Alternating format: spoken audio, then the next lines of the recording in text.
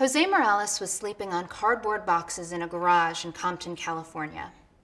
Before the sun came up, he would walk to a nearby bus stop where he would ride the bus for 2 hours to the Los Angeles International Airport where he worked as a janitor. On 2 occasions, he was mugged while waiting for the bus. Working 40 hours a week for minimum wage, this was the best he could do. But then Jose's situation improved drastically. As Robert Pollin, an economist at the University of Massachusetts, reports, Jose received health insurance and a 36% raise. He had enough to rent his own apartment and to buy a car. It all happened because Jose started to receive the living wage. What is the living wage, you ask? Well, it's not the same as the minimum wage. The minimum wage is set by Congress and is the same in every part of the country. The living wage goes beyond the minimum wage. As the Wall Street Journal reported in August 2013, the living wage is tied to the local cost of living and can vary from location to location. Its purpose is to help workers and their families meet the most basic standard of living, even when that standard of living is higher than the minimum wage. I first heard about the living wage last semester in my econ class. After researching it for this speech, I've come to the same conclusion as numerous economists and public policy researchers. The living wage can help the working poor without adversely affecting businesses or the health of the economy. That's why we need to pass federal legislation mandating a living wage, a wage that can help people secure the basic necessities of life. So let's first look at the difficulties faced by the working poor, and then we'll look at the living wage solution. Poverty remains a significant problem in the United States, in part because the wages have not kept up with the cost of living. According to a recent study of the Bureau of Labor Statistics, more than 46 million Americans live in poverty. Of these 46 million, 10 million are referred to as the working poor, people who are employed at least 27 weeks a year and who are still stuck in poverty. Of these 10 million people, half, 5 million, are employed full-time. They work 40 hours a week, 52 weeks a year, but they still can't make ends meet. How can that be? It happens in part because of the federal minimum wage. Since 2009, the minimum wage has been $7.25 an hour. If you calculate that, someone working full-time would earn just over $15,000 a year. For an individual, that's just above the poverty line. The problem comes when there are 2, 3, or 4-person households, as with a single mother trying to squeak by. It's almost impossible to raise a family on $15,000 a year. Another problem is that the federal minimum wage doesn't change until Congress changes it. And we all know how long it can take for Congress to do anything. In fact, it took Congress more than 10 years to raise the minimum wage from its previous $5.25 to its current rate of $7.25. As a result, millions of workers are still earning in 2008 what they had earned in 1998. The result was a lost decade of wage growth, according to the State of Working America, published in 2012 by the Cornell University Press. The same book predicts another lost decade if we don't take action soon. So what can we do?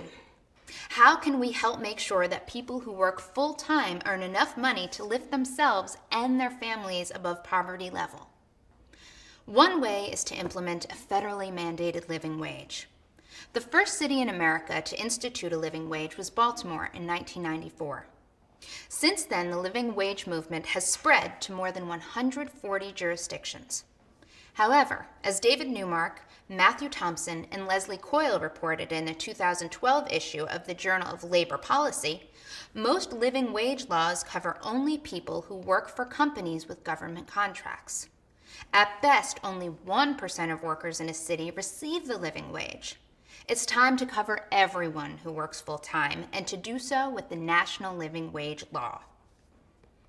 Here's how such a law would work. First, we would calculate the living wage for every county in the United States. To do that, we'd use the living wage calculator created by Amy Glassmeyer, a professor of urban studies and planning at MIT. Based on this calculator, the living wage in Chicago, my hometown, for this year would be $10.48 per hour. In Dallas, it would be $9.29. In New York, it would be $12.75.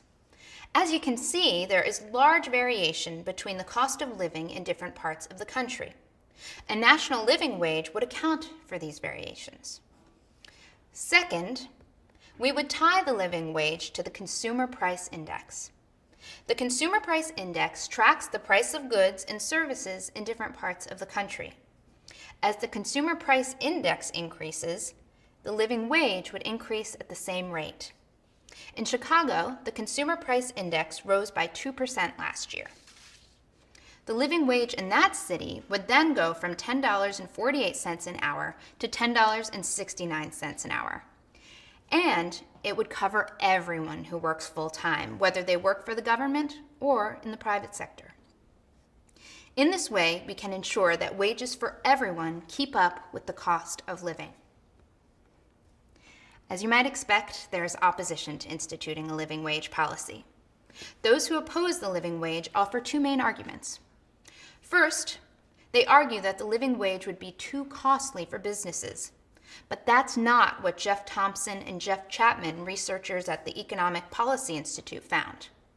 After surveying existing living wage laws, they found that the increased cost of wages is offset by higher productivity and lower employee turnover. Happier workers means stronger businesses. The second argument of critics is that the living wage will lead to fewer jobs. But again, the research doesn't bear this out. A 2011 study in Economic Development Quarterly by T. William Lester, a professor at the University of North Carolina, found that living wage laws do not have a large negative impact on employment. In a 2012 study, Lester found that living wage laws can actually create jobs of higher quality. In addition to being good for workers, a living wage law can benefit businesses and the economy in general. In conclusion, the time has come to pay American workers a wage that will keep up with the cost of living. We need a federally mandated living wage. In a time of massive corporate profits and skyrocketing executive pay, those at the bottom of society deserve to advance along with those at the top. Those like Jose Morales, who I mentioned at the start of my speech, deserve a better future. Everyone thinks that working here at the airport we must earn a lot of money, Morales says.